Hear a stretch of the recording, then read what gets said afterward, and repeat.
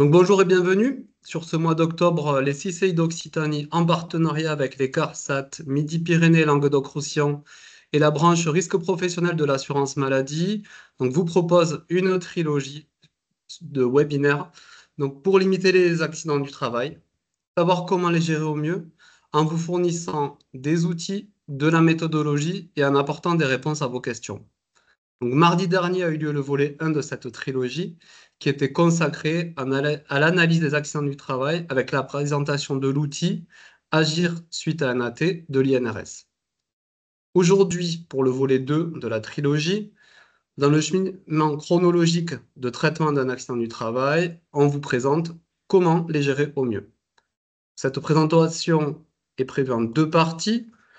Donc, la première sera consacrée aux différents types d'AT, la procédure d'instruction et le processus d'indemnisation. Après celle-ci, nous aurons un premier temps d'échange pour répondre à vos questions.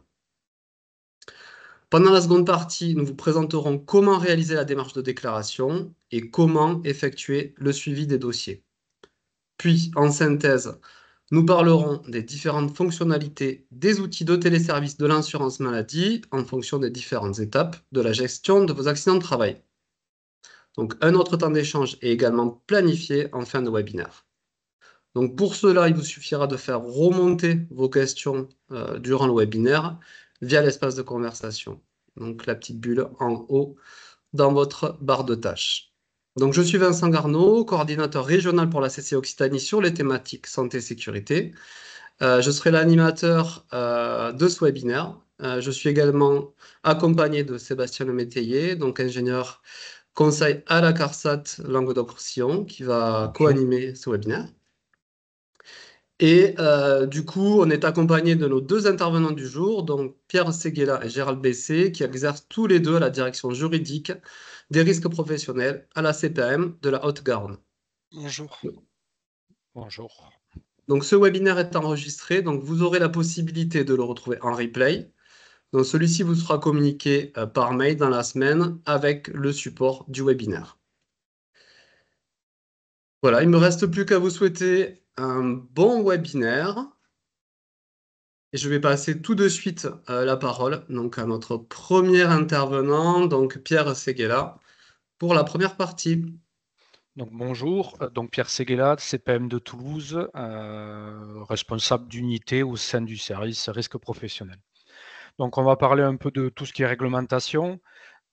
Donc là, les accidents de travail font partie d'une des branches de la sécurité sociale, au même titre que la maladie, la famille et la vieillesse. Donc qu'est-ce que c'est un accident de travail? L'assurance accident de travail et maladie professionnelle a pour fonction d'indemniser les salariés victimes d'accidents de travail ou de maladies professionnelles. Petit rappel, le système assurantiel est financé à 97% par les cotisations des entreprises. C'est des chiffres de 2017. Et les 3% restants, ils proviennent des sommes récupérées chaque fois qu'il y a un tiers en cause d'un accident. Les indemnisations versées aux salariés en cas d'accident de travail sont financées donc par ces cotisations. Les salariés d'accident de travail de maladie professionnelle sont intégralement pris en charge par l'assurance maladie. Après, en fonction des situations, ils peuvent bénéficier de la prise en charge des frais de santé. S'il y a un arrêt de travail, il y a des indemnités journalières et ensuite, éventuellement, d'une rente en cas d'incapacité permanente. Et s'il y a un décès dans l'accident, d'une rente pour les ayants droit. Tu peux changer de... Donc un petit rappel, donc le rôle de la CPAM, c'est de subvenir aux besoins des victimes en prenant en charge donc les dépenses, comme je l'ai dit précédemment, en remboursement des soins, les indemnités journalières et des rentes en cas d'incapacité permanente. On va venir sur une définition de l'accident de travail. Donc un accident de travail, c'est considéré comme un accident survenu par le fait ou à l'occasion du travail selon les caractéristiques suivantes. Donc il faut un événement ou une série d'événements localisés dans le temps de façon précise.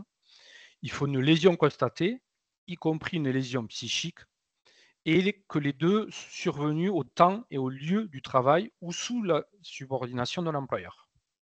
Donc ça, c'est pour un accident de travail. La présomption d'origine professionnelle, elle y est dès lors qu'un accident survient en temps et lieu, il est présumé d'origine professionnelle. Donc, il appartient à la victime de prouver la réalité du fait accidentel, son temps et son lieu de survenance autrement que par ses propres déclarations. Le lien entre le travail et l'accident est présumé et bénéficie à la victime qui n'a pas de preuves à rapporter. Cette présomption ne peut être écartée que si la preuve est rapportée que l'accident a une cause totalement étrangère rompant le lien de subordination avec l'employeur. Ensuite, une petite définition sur les accidents de trajet. Donc, un accident de trajet est un accident qui survient pendant le trajet aller-retour domicile, résidence principale et le travail au lieu des repas, cantine, restaurant habituel et le travail. Donc, il a lieu sur le trajet habituel et le plus direct. Peuvent également faire l'objet d'un accident de trajet, le covoiturage régulier ou un détour ou un accident lié aux nécessités de la vie courante. Tu peux zapper. Donc ensuite, vous avez la possibilité d'émettre des réserves si vous n'êtes pas d'accord sur l'accident. Donc la réserve motivée doit être considérée comme motivée toute réserve qui porte sur les circonstances de temps et de lieu ou sur la cause totalement étrangère au travail, qui est donc susceptible de remettre en cause le caractère professionnel de l'accident ou du trajet. Le caractère motivé des réserves est apprécié par le gestionnaire dans la CPM par les CPM. Vous avez 10 jours pour transmettre les réserves. Au-delà, c'est trop tard. Ensuite, au niveau des investigations, donc le gestionnaire de la CPAM doit vérifier si les éléments portés à la connaissance de la caisse via la déclaration d'accident de travail et le CMI, on doit faire des investigations si la déclaration et le CMI ne permettent pas de statuer directement ou qu'il existe un doute sur le caractère professionnel du sinistre. Donc, en matière d'investigation, le gestionnaire n'a qu'un seul but, déterminer si la matérialité des faits est établie. En répondant à 3 questions fondamentales, le fait accidentel a-t-il eu lieu? Si oui, quand et où? Si les réponses à quand et où sont en dehors du temps et du lieu de travail, le gestionnaire se pose une 4e question. Est-ce que je dispose d'éléments permettant d'affirmer sans doute possible le lien entre l'accident ou les lésions du travail? Exceptionnellement, en cas de réserve motivée sur le sujet ou sur des circonstances de l'accident décrites par l'une des parties, le gestionnaire doit s'attacher à examiner une 5e question. L'assuré s'est-il soustrait à l'autorité de l'employeur, cause totalement étrangère au travail ou suspension du contrat? Effectivement, je dis CMI, c'est certificat médical initial. Défaut, petit défaut de parole. Tu peux. Donc, on vous a fait, on reprend un peu les procédures, donc la procédure d'instruction. Donc, vous le voyez, première partie, on reçoit une déclaration d'accident de travail et un certificat médical. Vous avez 10 jours pour émettre des réserves. À partir de ces 10 jours, la caisse primaire a 30 jours, soit pour prendre en charge l'accident, soit pour lancer des investigations. Donc, selon le statut de l'employeur, si vous êtes à taux individuel, à taux collectif, le courrier sera envoyé en recommandé ou pas.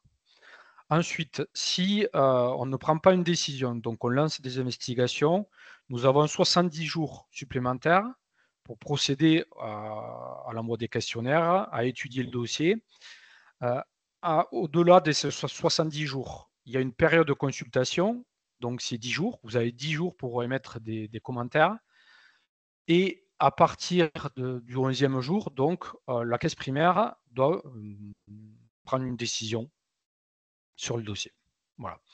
Donc, il y a la possibilité d'interroger le service médical. Il peut être convoqué si c'est nécessaire ou ils peuvent lui demander des pièces médicales. Donc, il confirme le diagnostic et vérifie le respect des conditions médicales. Un petit récap sur la procédure d'instruction. Donc, les réserves, 10 jours pour transmettre les réserves à la CPM. La CPM adresse la copie de la lettre de réserve au salarié dès la réception. 2 délais importants, donc 30 jours, comme je le disais tout à l'heure, pour statuer en cas de prise en charge d'emblée ou pour engager des investigations. Et ensuite, on a 90 jours pour statuer si on lance des investigations.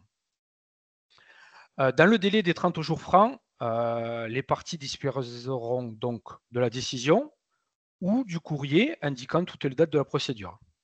Si on lance des investigations, donc il y a l'envoi d'un courrier aux parties indiquant la mise à disposition des parties via l'outil QRP, qui vous sera expliqué tout à l'heure.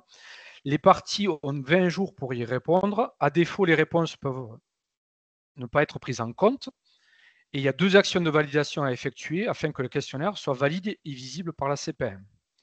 Au niveau de l'information des parties, simultanément à l'envoi des questionnaires ou lors de l'enquête, la CPAM envoie la copie du certificat médical à l'employeur et informe les parties des dates clés de la procédure et des indications de connexion à QRP. Donc, date à laquelle le dossier pourra être consulté, date à laquelle la CPAM devra notifier sa décision, et la décision sera adressée par courrier. Par contre, il n'est pas disponible dans l'outil QRP. Au niveau de la consultation des pièces du dossier, les parties disposent de 10 jours francs pour formuler les observations sur les éléments présents au dossier suite à la consultation sans ajout de pièces nouvelles. Et vous avez la possibilité de joindre des pièces via QRP. En résumé, la procédure, donc, l'assuré ou le médecin envoie le certificat médical initial après l'accident. Vous, employeur, vous devez faire la déclaration d'accident de travail en ligne via le compte via entreprise. À partir de la réception de ces 2 pièces, vous avez la possibilité d'émettre des réserves, donc on reparle des 10 jours. S'il n'y a pas de réserve, la CPAM reconnaît l'accident d'un délai de 30 jours. S'il y a des réserves, on lance des investigations de 70 jours, on informe les 2 parties. Ensuite, il y a une mise à disposition du dossier et une fois les investigations terminées, la phase contradictoire démarre, donc à nouveau les 10 jours de consultation, d'observation. Passé ce délai, vous pouvez continuer à consulter le dossier, mais sans pouvoir émettre de nouvelles observations. Et pour finir, la CPAM prend une décision dans les 90 jours maximum après la réception des 2 pièces, puisque le délai part à la réception des 2 pièces. Ensuite, donc les démarches de l'employeur. Pour vous, en cas d'accident de travail ou de trajet, il faut adresser la déclaration d'accident de travail dans les 48 heures. Il faut répondre et envoyer à la CPAM le ou les questionnaires éventuels. Et s'il y a un arrêt de travail, établir l'attestation de salaire. Vous ne pouvez pas refuser de déclarer un accident de travail, même si vous estimez qu'il n'a aucun lien avec le travail. Dans ce cas, si ça vous arrive, vous pouvez émettre des réserves motivées sur le caractère dans les 10 jours. Au niveau du salarié, en cas d'accident, donc il doit informer votre employeur son employeur dans les 24 heures, faire constater ces lésions par un médecin qui établira le certificat médical initial le plus rapidement possible, transmettre le volet 1 et 2 à l'employeur, à la CPAM, le volet 3 à l'employeur, et il doit répondre au questionnaire que la CPAM peut éventuellement lui envoyer. Au niveau de la clôture du sinistre, donc le salarié fournit un certificat médical final délivré par son médecin.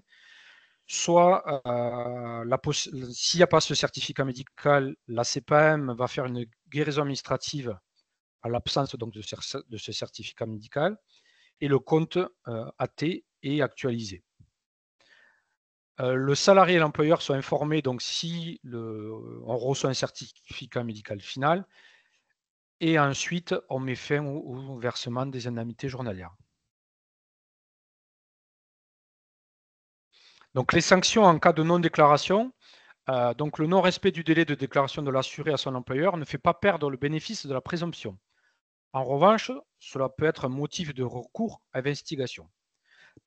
Du côté de l'employeur, s'il ne respecte pas ses obligations, soit en raison de retard, soit en raison de non-déclaration, celui-ci peut être sanctionné à la fois civilement et pénalement.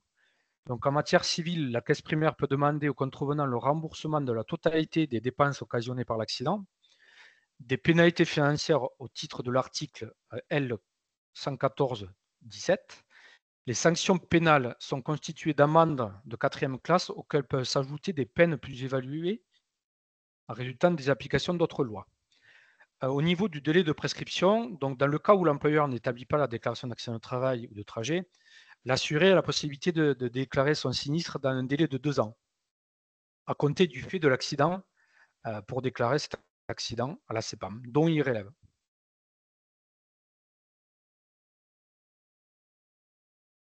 Merci Pierre.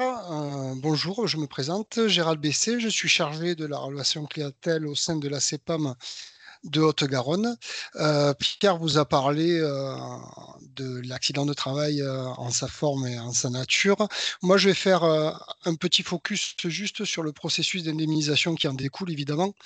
Juste pour faire quelques rappels, l'indemnité journalière, bien sûr, n'a pas de carence, contrario de celle de la maladie. Donc, il n'y a aucun délai de carence pour les indemnités journalières en accident de travail ou de trajet. Celle-ci se décompose en 2 étapes. Vous avez une première période sur les 28 premiers jours avec, on va dire, une indemnité journalière normale qui représente à peu près 60% du salaire journalier. Et au-delà du 28 jours, vous passez sur une deuxième période de majoration qui, elle, sera de 80% de votre salaire journalier. Attention, que ça soit pour l'indemnité normale ou majorée, celle-ci ne peut pas dépasser le gain journalier que vous percevriez si vous étiez en activité, bien sûr. Quelle est l'indemnisation de travail en cours d'instruction? Comme Pierre vous a expliqué, pendant le délai d'instruction, on attend une décision quant à la prise en charge de l'accident de travail. En attendant, l'assuré sera indemnisé au titre de la maladie. Durant toute l'instruction, une fois qu'une décision sera rendue, l'indemnisation passera au titre de l'accident de travail et un rattrapage sera fait sur la période maladie, évidemment, si l'accident est reconnu.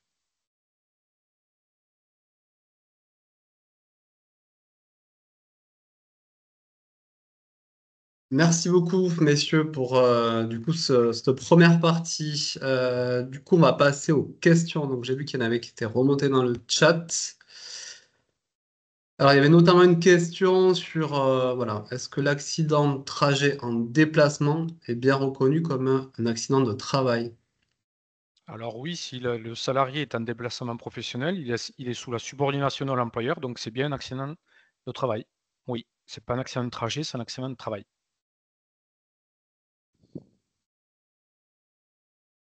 Et j'ai vu une question après qui est en lien. Ouais, tout à fait. Donc, quand on y a, voilà, après un pot en entreprise, a priori, sur le trajet retour, est-ce qu'on est toujours dans ce cas-là? Oui, l'assuré est couvert à l'accident de trajet. Très Puisque bien. l'employeur lui a demandé de rester ou assister à un pot, en rentrant, il est couvert pour le risque trajet. Et je sais qu'il y a des cas aussi un peu voilà, particuliers dans le sens où on peut aller chercher ponctuellement voilà, les enfants à l'école, revenir d'un lieu de restauration, tout ça également compris en général, hein. Oui, oui, tout à fait. Quand les salariés déposent leur enfant à l'école, ils sont couverts, sauf s'ils rentrent dans l'école. S'ils ont un accident dans l'école, ils sont plus couverts. Mais sur le trajet, oui. Exemple aussi qu'on cite souvent, c'est quand éventuellement vous allez chercher à manger dans la boulangerie, vous êtes couvert jusqu'à que vous rentrez dans la boulangerie, une fois dedans, vous n'êtes pas couvert. Voilà. C'est les cas le plus fréquent qu'on peut rencontrer. Le plus Très bien. fréquent, bien sûr, celui de l'école. Bon, merci pour ces exemples. Donc, passé 10 jours, là c'est plutôt sur la reconnaissance. L'employeur peut-il contester la décision de la CPAM si reconnaissance de l'AT? Ah oui, bien sûr. C'est en fait le délai de 10 jours, c'est uniquement si vous émettez des réserves. Une fois que le délai de 10 jours, si vous émettez des réserves au-delà des 10 jours, la prise en charge sera déjà notifiée, ça sera trop tard. Mais par contre, vous avez la possibilité effectivement de contester la décision. Ça, vous avez 2 mois pour contester, il n'y a pas aucun souci. Mais si vraiment vous contestez l'accident, si vous savez que vous n'allez pas être d'accord, émettez des réserves le plus rapidement possible. Le plus logique, c'est quand vous faites la déclaration en ligne et de joindre les réserves à la déclaration d'accident de travail. Du coup, peut-être, comment on peut le faire? Du coup, si on a oublié, quand on n'a pas mis de réserve au départ, c'est directement sur, on peut revenir sur la déclaration qu'on a faite. On va le voir tout à l'heure avec la déclaration en ligne, mais oui, effectivement, on peut faire une DAT et revenir dans les 10 jours pour, compléter avec de nouvelles réserves. Ça pose pas de souci et le système permet de faire sa déclaration sans réserve et de revenir dans les 10 jours pour mettre une nouvelle réserve dessus. Bon, on a fait un peu de teasing pour la partie 2 alors. C'est ça. Sachant qu'il y a une question, voilà, qu'on a, sur lequel qui est arrivée dans le chat, on a dit qu'on la répondait, on y répondra un peu plus tard. Après, il y a une question, alors là, c'est peut-être trop technique pour moi, mais D16, le plus rapidement possible. Alors, est-ce que c'est un formulaire spécifique? Le délai par rapport au certificat médical, est-ce que ça vous parle à vous? Alors le délai pour nous, il part uniquement quand on reçoit les 2 pièces. Donc pour pouvoir instruire un dossier, il nous faut la déclaration d'accident de travail et un certificat médical initial. Si on n'a pas une des 2 pièces, le dossier, en fait, s'il n'est pas instruit, il va tourner dans nos outils en attendant la réception de la 2e pièce. Je ne sais pas si je Sera réponds à la question. Je sais pas. En plus, il y avait ce numéro là que j'ai pas forcément, j'ai pas vu la Après, relation. Peut-être pour en revenir sur les faits de recours aux AT. Du coup, si c'est dans le cas d'un salarié en fait, en cas d'AT non reconnu, le salarié, qu'est-ce qu'il a comme moyen, en tout cas, ou en tout cas, peut-il lui faire un recours en disant que c'est un accident de travail? bien sûr, lui aussi, il a des voies de recours. Ça passe en commission de recours amiable. Il a 2 mois pour contester la décision. Et pour lui, c'est quand même mieux d'essayer d'amener d'autres éléments qui permettent de reconnaître son accident de travail. Ensuite, si la commission de recours amiable maintient la décision, il a la possibilité d'aller au tribunal. Voilà. Les recours de l'assuré, en gros, c'est ça.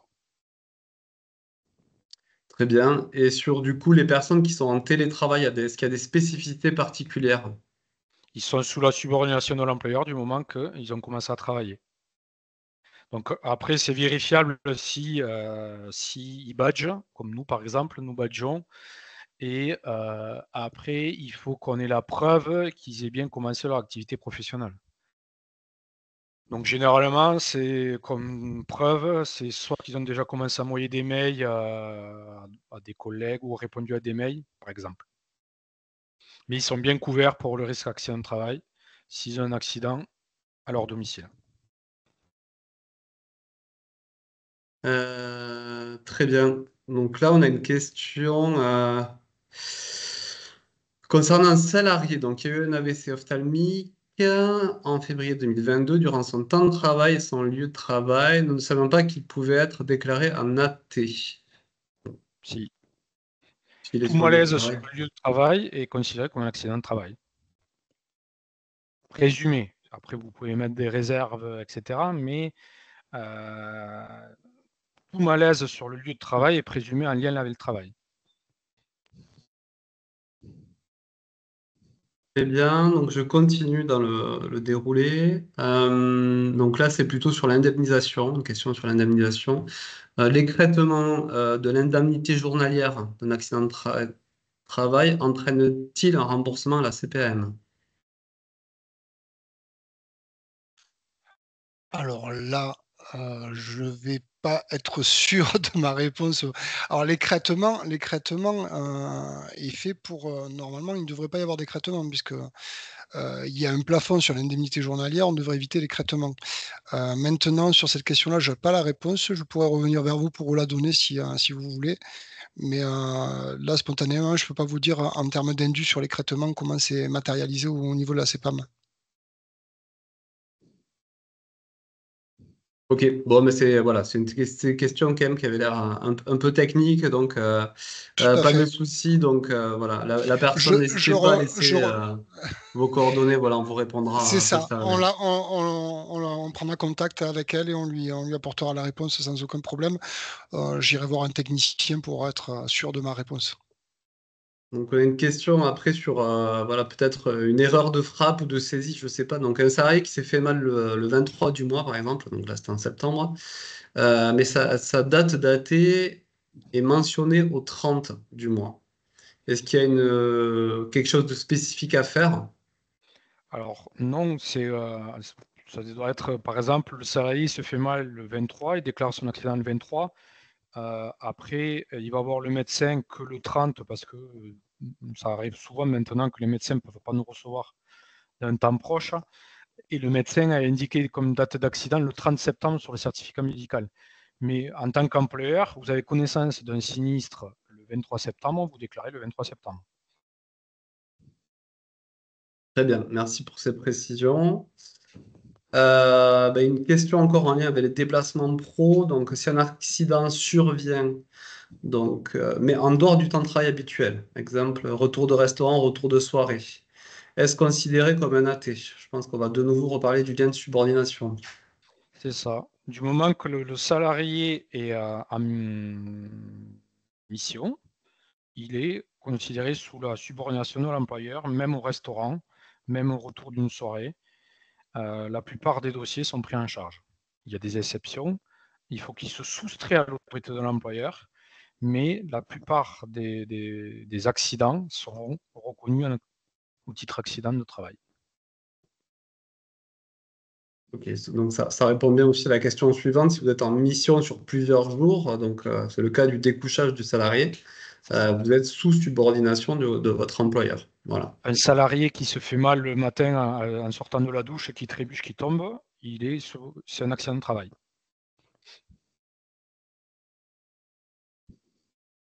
Allez, on prend du coup une dernière question.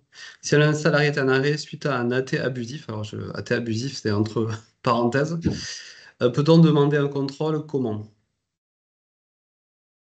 Gérald, peut-être, c'est Alors oui, vous pouvez demander un contrôle. Il faut que vous envoyiez, vous aurez l'adresse à la fin de ma présentation. Vous aurez une adresse où vous pouvez demander à ce qu'on intervienne pour un contrôle si vous avez une suspicion. Et on va transférer la demande au service en question qui se chargera, lui, de faire le contrôle. Par contre, sur ce contrôle-là, on n'aura pas de retour, nous. Et ni vous d'ailleurs. La CEPAM fera le contrôle et selon les résultats du contrôle, avertira le salarié, mais nous, on n'aura pas de retour, par contre. Eh bien, ce que je vous propose, c'est qu'on va passer à la seconde partie. Et pour cela, en fait, avant de la démarrer, on a prévu un petit sondage que je vais lancer tout de suite. Du coup, normalement, il va apparaître dans votre espace conversation où il y a peut-être une pop-up qui va s'ouvrir sur votre écran. Voilà, c'est quelque chose de très simple en fait. On vous demande simplement si vous avez déjà effectué une déclaration en ligne, oui ou non. Donc vous pouvez cliquer sur la réponse. Hein. Donc il y a une seule réponse et on va pouvoir partager voilà, les résultats.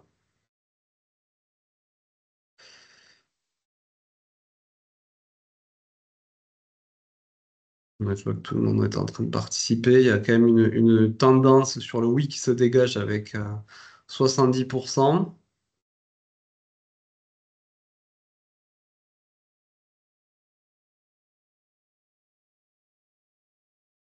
Allez, je pense qu'on est bon. Alors, moi, ça s'est pas rafraîchi. On est à combien du coup? Donc, ok, donc là, voilà, c'est la tendance qui est dessinée. Donc, 73% de oui pour les répondants et 27% de non. Eh ben, c'est une transition parfaite pour parler de la déclaration d'accident de travail en ligne. Voilà, puisque je vois que 70% en gros de personnes le font déjà. Bon, c'est très bien. Et on va se concentrer aussi sur les 27% qui ne l'ont pas fait ou qui n'ont peut-être jamais eu l'occasion de le faire pour pouvoir le voir ensemble.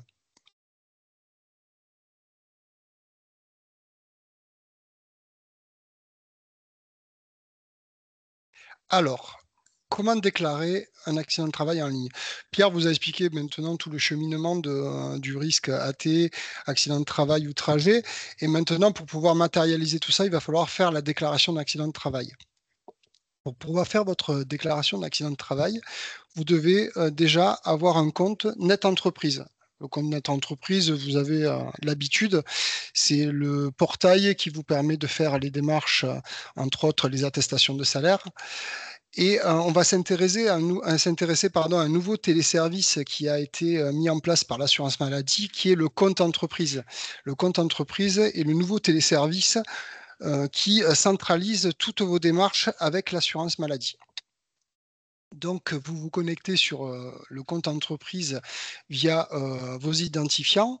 Il faut que si vous êtes uniquement déclarant et non administrateur, que vous ayez les droits qui vous soient donnés par votre administrateur pour pouvoir accéder à ce nouveau téléservice.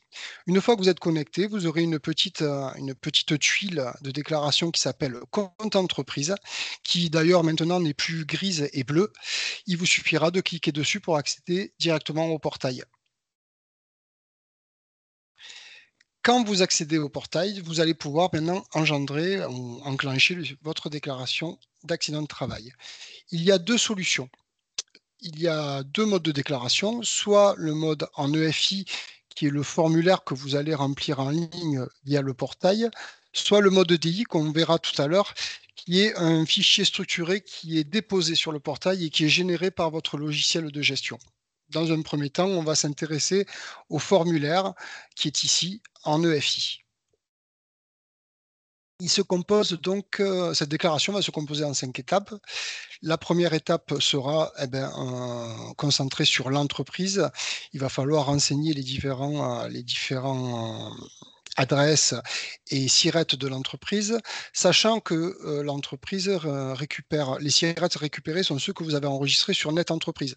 Donc, vous devez aller dans votre liste déroulante, sélectionner l'établissement où a lieu l'accident de travail ou l'établissement centralisateur qui gère les accidents de travail et commencer à faire votre déclaration. S'il vous manque un SIRET, il faudra que vous basculiez sur le compte Net Entreprise pour pouvoir adhérer au nouveau SIRET manquant. Vous ne pourrez pas le faire directement du compte entreprise. Le volet 2 sera celui de la victime. Donc, il faudra déclarer le salarié qui a subi un accident de travail, ou de trajet d'ailleurs. Il faudra ici saisir son numéro de sécurité sociale. Dès lors que vous saisirez son numéro de sécurité sociale, l'état civil se mettra automatiquement. La base est directement connectée au référentiel national qui est le SNGI. Donc, vous tapez son numéro de sécurité sociale et son état civil va apparaître ici. Petite attention, petit focus sur la nationalité. Elle ne se met pas automatiquement. Il faudra que vous la mettiez vous manuellement. De toute manière, si vous n'y pensez pas, vous ne pourrez pas passer à l'étape suivante puisque c'est une donnée obligatoire. Donc, pensez bien ici à modifier l'état civil et entre autres la nationalité. Autre petite précision, si votre salarié est étranger ou vient d'un pays européen et qu'il est en attente de son NIR, vous ne pourrez pas faire votre déclaration en ligne puisque le numéro de sécurité sociale ne sera pas certifié. Là, vous n'aurez pas d'autre choix que de revenir à une déclaration sur ces cas-là, papier, et nous envoyer la déclaration papier.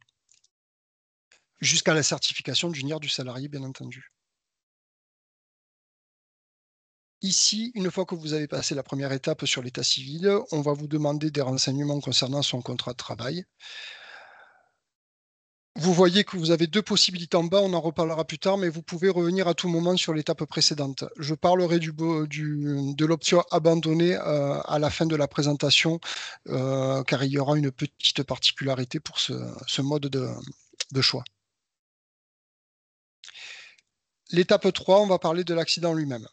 Donc, comme vous a dit Pierre, il faut qu'il soit borné dans le temps. Ici, vous allez mettre la date et l'heure à laquelle celui-ci est arrivé.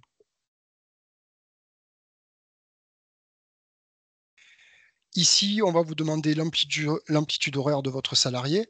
Donc, par défaut, vous avez 2 amplitudes horaires. Si vous avez besoin d'une amplitude supplémentaire, pas d'hésitation. Vous voyez sur le côté, vous pouvez en ajouter une autre, ça ne pose pas de souci. Ici, c'est la partie où on va commencer à décrire l'accident de travail, les différentes circonstances et la localisation et la description, comme vous expliquait tout à l'heure Pierre, des blessures. Voilà. Vous allez voir qu'ici, vous êtes régi par un nombre de caractères maximum. Pas d'inquiétude. Si vous n'avez pas assez de place dans chaque item et que vous n'avez pas assez de caractères pour pouvoir tout expliquer, comme on vous l'a dit, vous pourrez à la fin venir ajouter des pièces complémentaires au dossier. Donc, vous pourrez avoir un descriptif beaucoup plus étoffé que celui que vous pourriez mettre là. Donc, si vous voyez que vous arrivez sur cet item-là et que vous n'arrivez pas à aller jusqu'au bout, pas d'inquiétude, à la fin, vous pourrez rajouter une pièce PDF en mentionnant des circonstances beaucoup plus précises.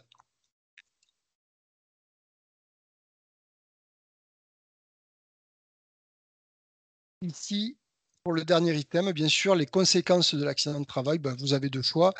Malheureusement, le premier entraînant le décès de la victime, oui ou non. Et le deuxième, est-ce qu'il a généré un arrêt de travail, oui ou non.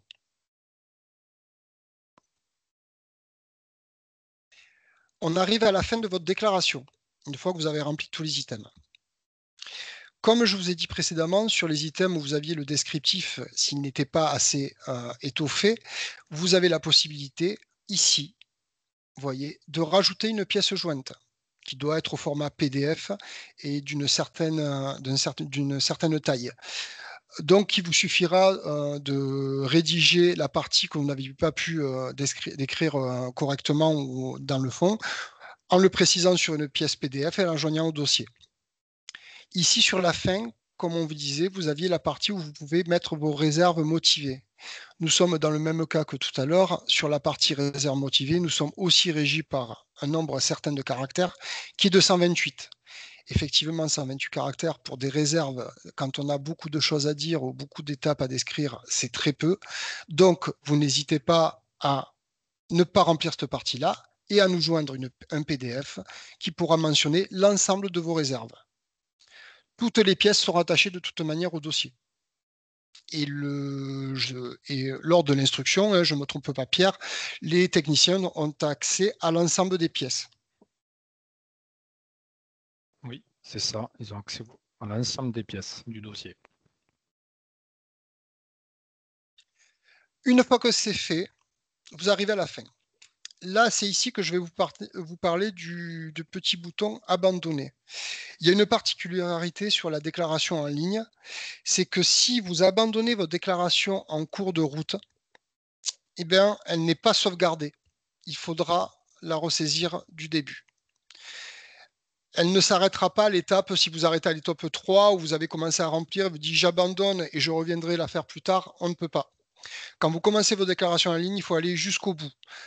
Même si vous n'émettez pas de réserve, que vous ne mettez pas de pièces jointes, vous avez toujours la possibilité d'y revenir après dessus. Mais par contre, il faudra finir la déclaration, la valider et ensuite pouvoir rajouter des pièces jointes si vous le désirez. Par contre, si vous l'abandonnez, effectivement, vous aurez toutes les étapes à ressaisir si vous voulez reprendre votre déclaration.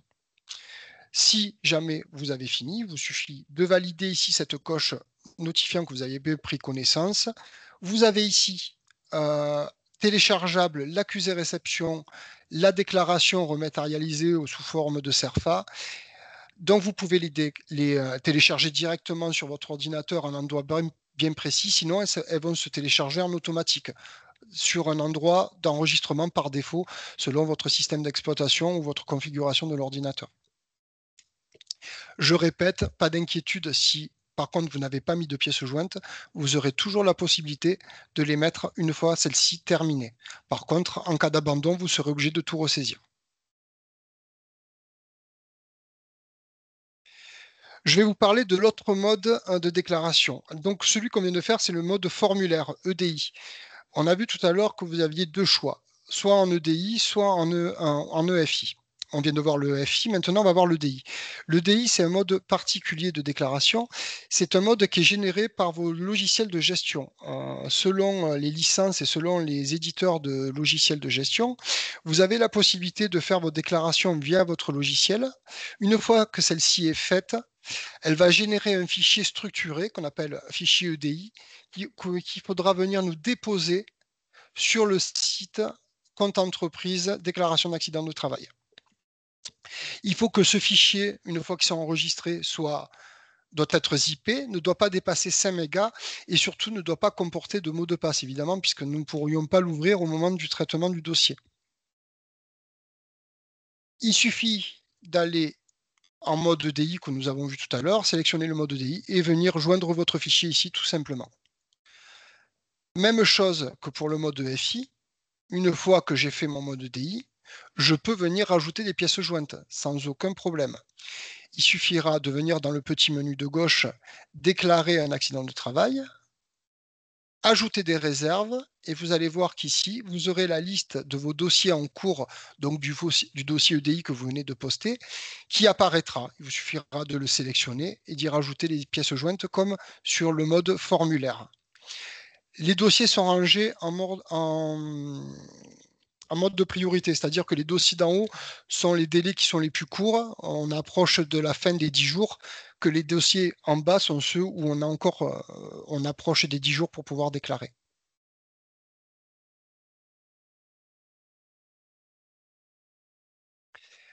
Ben voilà, excusez-moi, je suis allé même trop vite. Pour déposer le dossier, il suffit de sélectionner votre dossier en EDI et venir, comme tout à l'heure, y déposer vos réserves ici.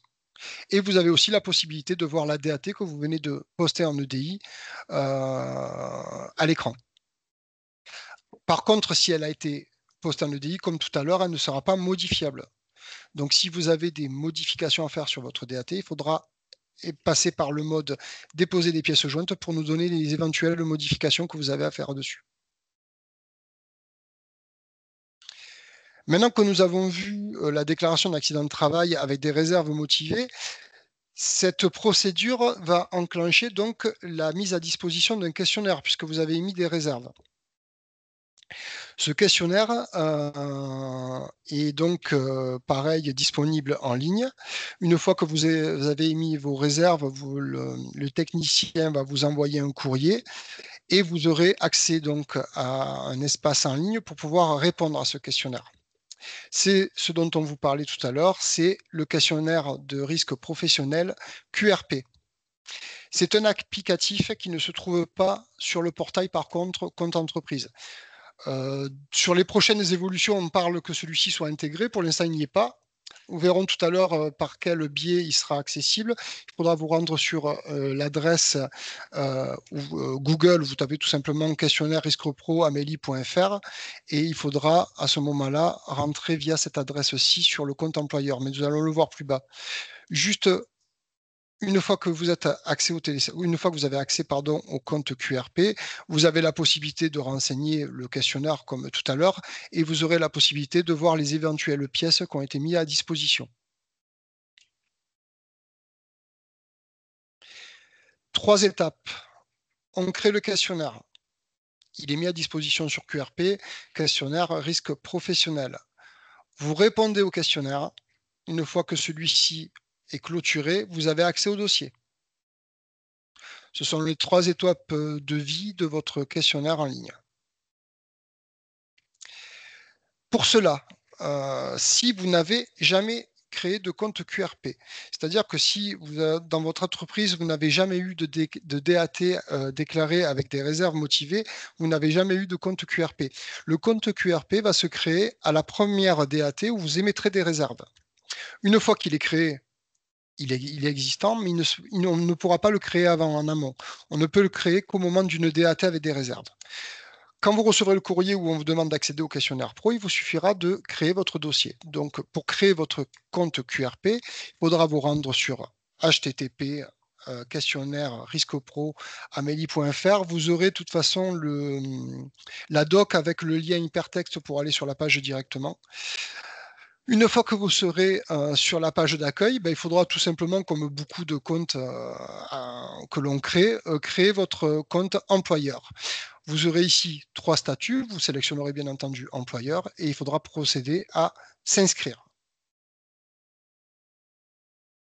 Une fois que vous serez inscrit et que vous aurez accès à votre compte QRP, sur votre page d'accueil, vous aurez 3 dossiers à disposition, on va dire. Le compte se partage en 3 parties. Le premier qui sont les dossiers en cours, c'est là où vous allez répondre à vos questionnaires.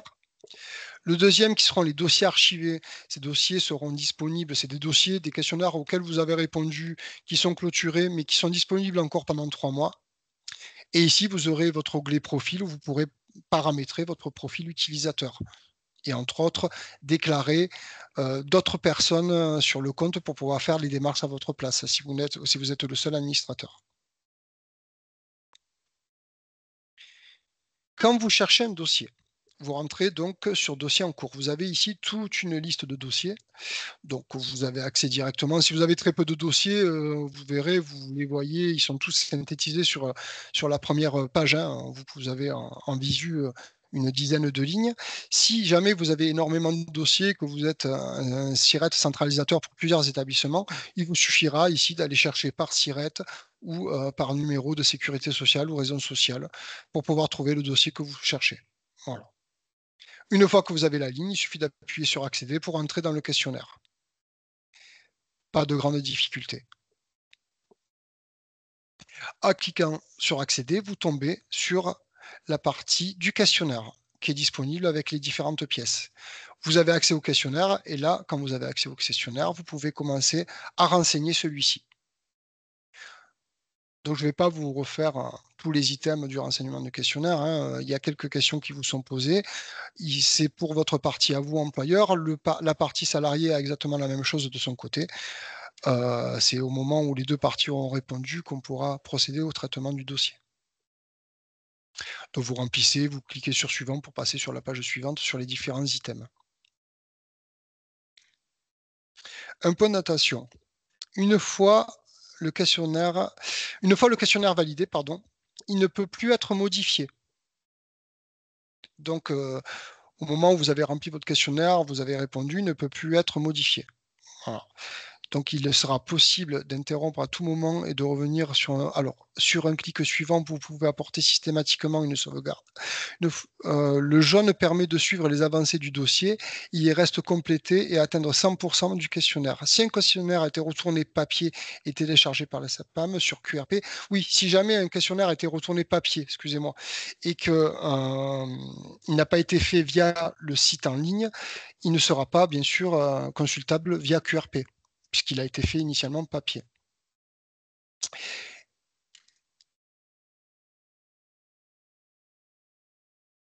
Commenter un questionnaire. Une fois que celui-ci est fait, que vous avez rempli le questionnaire et qu'il est clôturé, vous aurez la possibilité, une fois qu'il est mis à disposition, d'émettre des commentaires, comme vous l'a dit Pierre tout à l'heure, dans le cursus de validation du questionnaire.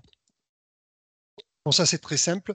Vous sélectionnez le SIRET, vous appuyez toujours sur accéder pour rentrer sur le questionnaire qui a été validé.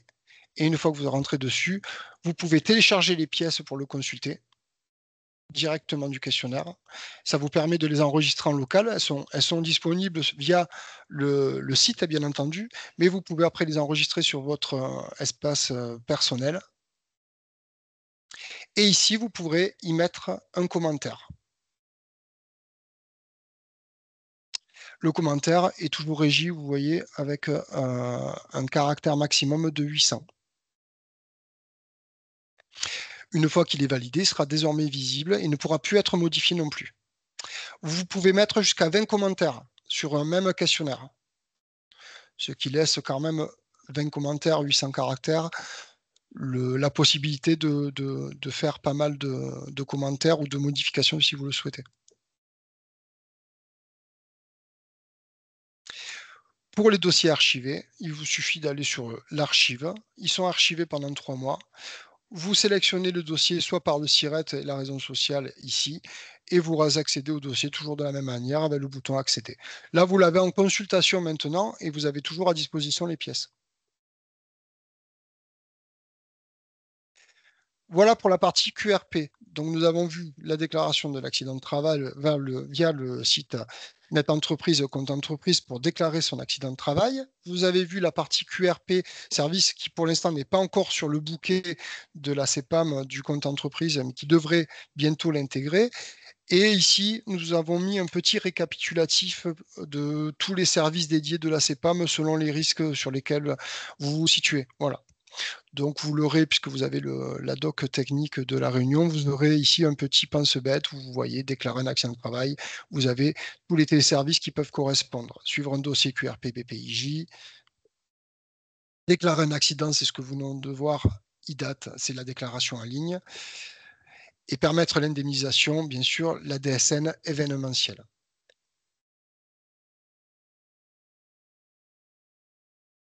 Ici, si vous avez des questions à l'issue de ce webinaire, entre autres, puisque je pense à la question qui nous a été posée tout à l'heure, vous avez la possibilité de vous joindre soit par la plateforme directe, plateforme employeur 3679, ou vous pourrez via cette plateforme avoir des réponses à vos questions, ou nous joindre directement sur via le mail des relations chargées entreprises d'Occitanie.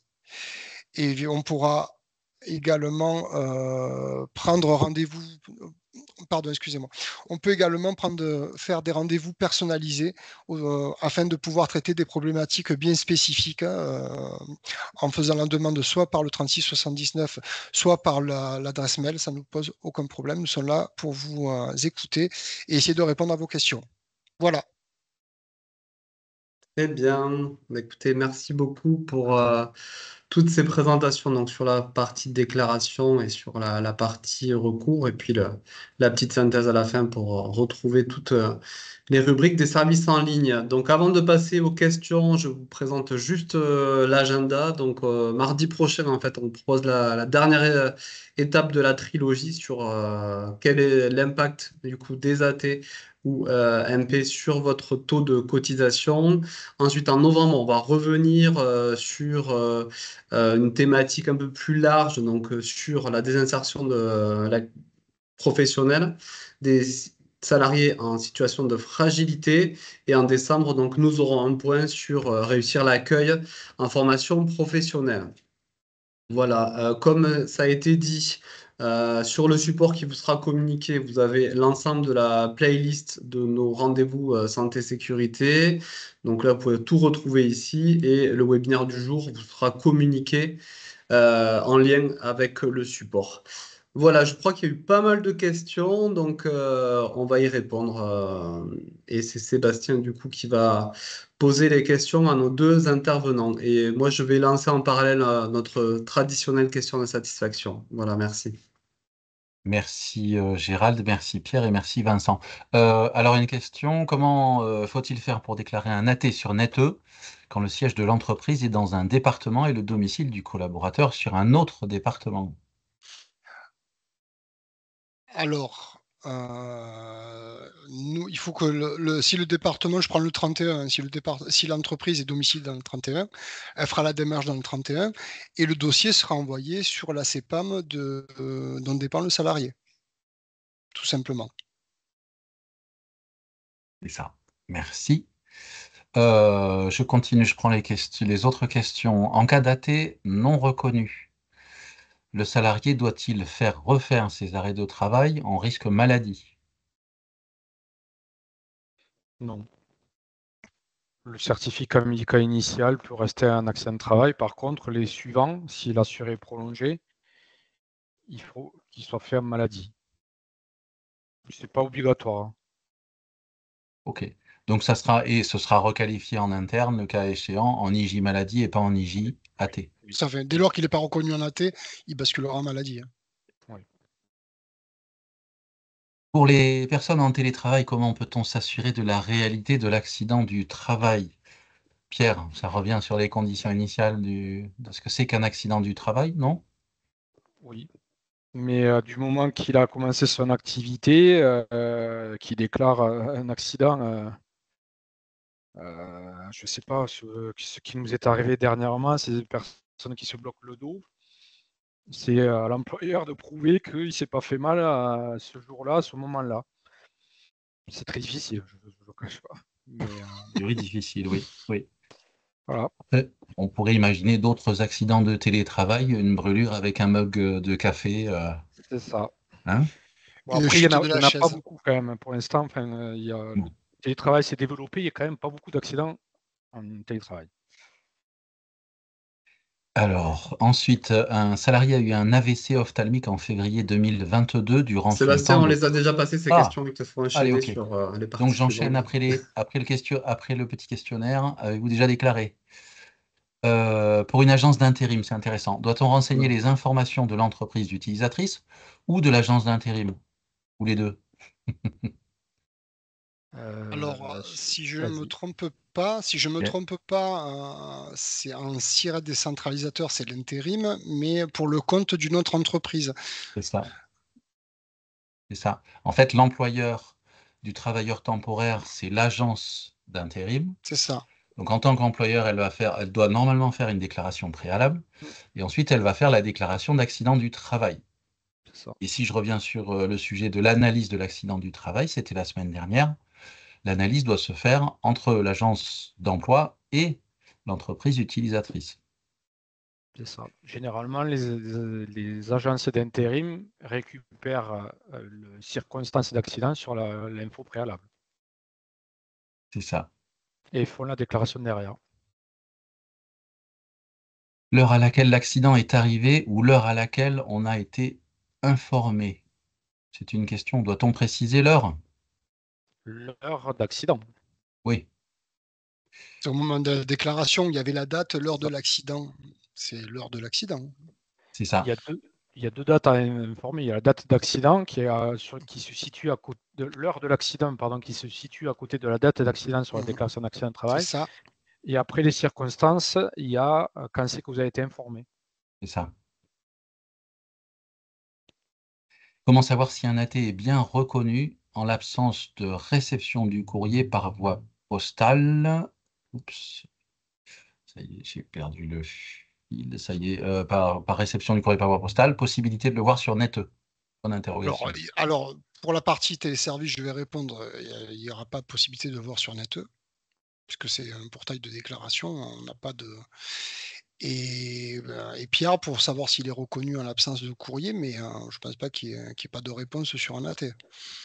Il faut nous contacter. Oui, et puis tous les ans, alors effectivement, c'est sur une période annuelle, vous recevez, et ça vous le verrez la semaine prochaine, votre notification de taux, et vous trouvez un certain nombre d'éléments à l'intérieur de la notif, et c'est notamment tout ce qui a été imputé sur le compte employeur, donc tous les accidents et toutes les maladies professionnelles. Après si le courrier revient non distribué, on essaye par tous les moyens Contacter. d'envoyer la décision. Mmh. Par exemple, avec les IDAT, vos adresses mail sont indiquées, donc on peut éventuellement l'adresser par mail. Ça peut nous arriver. Mais après, si vous n'avez pas de décision, que vous ne recevez pas de courrier, vous n'avez aucune info, vous pouvez nous contacter ou appeler la plateforme employeur et ils vous répondront de suite. Hein. Ok, merci. Question d'Anna. En cas de rechute après un arrêt de travail lié à un accident du travail, comment cela affecte-t-il le salaire?